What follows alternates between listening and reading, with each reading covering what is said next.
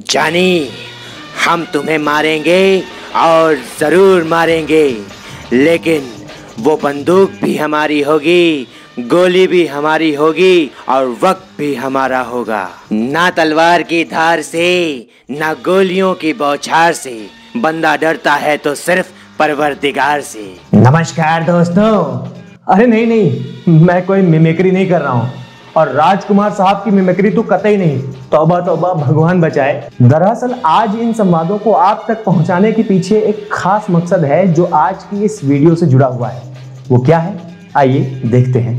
इन्हीं संवादों की तरह अपनी मर्जी से हर काम करने वाले और ऊपर वाले के अलावा किसी से न डरने वाले राजकुमार का ये अंदाज सिर्फ फिल्मों में उनके द्वारा निभाए गए चरित्रों तक नहीं सीमित था, बल्कि उनके निजी जीवन का सिद्धांत भी कुछ ऐसा ही था। राजकुमार जी पर आधारित पिछले कुछ वीडियोस में हमने उनके जीवन और उनके द्वारा लोगों के मजाक बनने का किस्सा आपको बताया था, जिसे आप लोगों ने खूब पसंद किया था। राजकुमार जी से जुड़े ऐसे ही न जाने कितने किस्से हैं जिन पे पूरी की पूरी किताब लिखी जा सकती है। ये हम नहीं कह रहे हैं, ऐसा ही कुछ एक इंटरव्यू में जाने माने निर्देशक सुभाष घई जी ने कहा था, जिन्होंने राजकुमार और दिलीप कुमार जैसे पुराने दुश्मनों को लेकर के सौदागर जैसी फिल्म बनाई थी। दोस्तों, आज हम राजकुमार जी के हाजिर जवाबी और उनके चुटकी लेने के अंदाज से जुड़े किस्सों को आपसे साझा करेंगे, जिन्हें सुनकर आपको यकीनन मजा आएगा। तो नमस्कार दोस्तों, मेरा नाम है धर्मेश और आप देख रहे हैं नारद टीवी। तो आइए अब इस वार्ता को आगे बढ़ाते हैं जो संबंधित है लेजेंडरी एक्टर राजकुमार जी के जीवन से और उनके जीवन से जुड़े कुछ किस्सों से।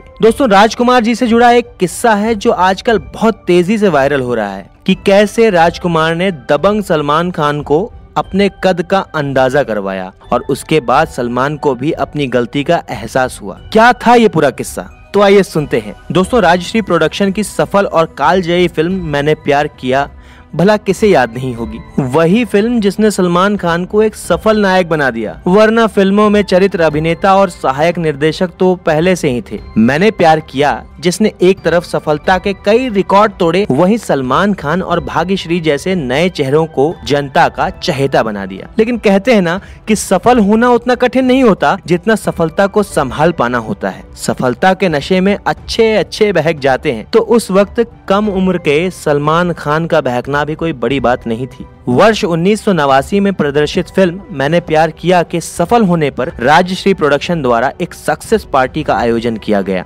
जिसमें राजश्री प्रोडक्शन से जुड़े लोगों के अलावा फिल्मी दुनिया के ढेरों जाने माने लोगों को बुलाया गया, जिनमें लेजेंडरी एक्टर राजकुमार भी शामिल थे। उनके आने से जहां हर कोई उत्साहित था, वहीं राजकुमार जी भी फिल्म के कलाकारों से मिलने के लिए उत्सुक थे। उन्होंने खुद फिल्म की स्टार कास्ट से मिलने की इच्छा जताई।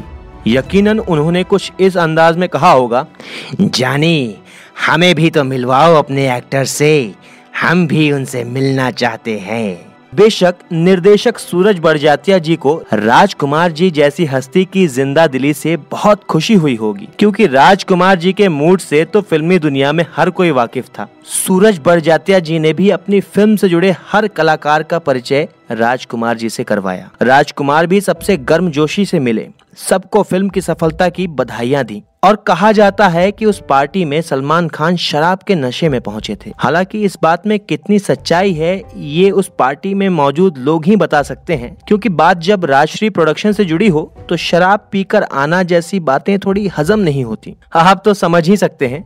फिर भी ये तो एक कड़वा सच है कि होश खोने के लिए सफलता का नशा ही काफी है, उसके लिए शराब की जरूरत नहीं होती। और यही नशा उस वक्त सलमान के सर पर पूरी तरह से चढ़ा हुआ था। बहरहाल लेट आए सलमान खान को जब सूरज ने राजकुमार से मिलवाया तो सलमान खान के मुंह से निकला, आप कौन? अब ये सलमान खान की मस्ती थी या राजकुमार की बढ़ती उम्र की वजह से सलमान खान हो सकता है उन्हें पहचान न पाए हों।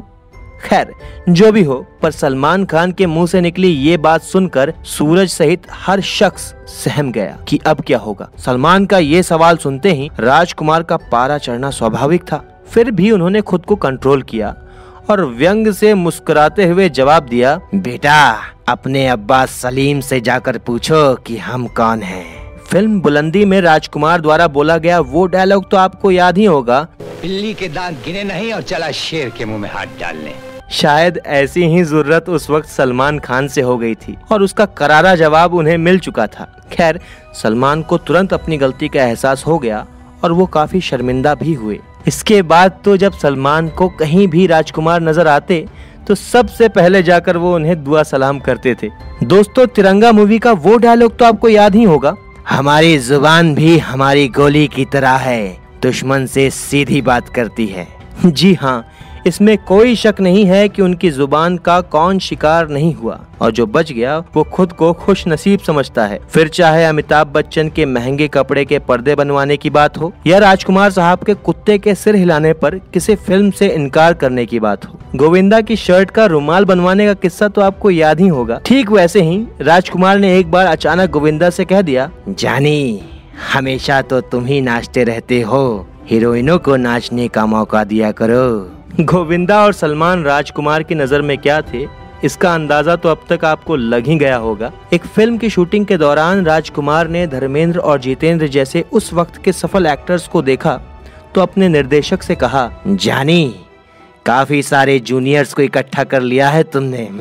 एक ऐसा ही किस्सा और है जिनमें उनकी बातों का शिकार हुए थे धर्मपाजी। बात सुपरहिट फिल्म काजल के दौरान की है, जब धर्मेंद्र को देखकर राजकुमार ने कहा, ये पहलवान कहाँ से मिल गया, क्या एक्टिंग वैक्टिंग भी कर पाएगा। राजकुमार की इन बातों को सुनकर धर्मेंद्र को बहुत गुस्सा आया और कहते हैं कि फिल्म के निर्देशक ने अगर उन्हें शांत ना किया होता तो उस दिन हाथापाई होना तो तय था। आखिर गरम धर्म भी किसी से कम थे क्या। दोस्तों, राजकुमार अक्सर कलाकारों को उनके सही नाम से नहीं बुलाते थे, जैसे वो धर्मेंद्र को जितेंद्र और जितेंद्र को धर्मेंद्र कहकर बुलाते थे। इस बात पर जब एक दिन धर्मेंद्र ने अपनी नाराजगी जताई तो राजकुमार ने जवाब दिया, राजेंद्र हो या धर्मेंद्र, जितेंद्र हो या बंदर, क्या फर्क पड़ता है जानी, राजकुमार के लिए सब बराबर हैं।